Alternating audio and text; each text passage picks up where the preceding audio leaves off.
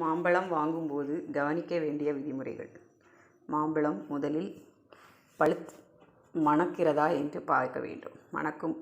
மணக்காத மாம்பழம் கல் வைத்து பழுத்த மாம்பழம். another one example, அந்த பழங்களை வாங்கிவிட்டால் வீட்டில் வந்து அதை டெஸ்ட் பண்ணலாம். ஒரு பாத்திரம் நிறைய தண்ணியை எடுத்து அதிலே இந்த மாம்பழத்தை போட்டால் இந்த மாம்பழமானது மிதக்கிறது. பாருங்கள், மிதக்கிறது. அதே நேரம் வீடுகளில் பறித்த கல் வைக்காத பழத்தை போட்டால் அது அப்படியே தண்ணீரில் தாழ்ந்துவிடும். எவ்வளவு நீரை ஊற்றினாலும் அந்த வீடுகளில் உள்ள பழம் தண்ணீரில் தாழ்வாக இருக்கிறது. கல் வைத்து பழுத்த பழம் மிதந்து கொண்டே செல்கிறது. இதை வைத்தே கண்டறிய முடியும் கல் வைத்து பழுக்க வைக்க பழம் எவ்வாறு என்பது.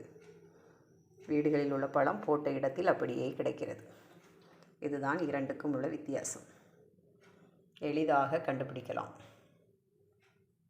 வேண்டுமானால் சோதனை செய்தும் பார்க்கலாம்.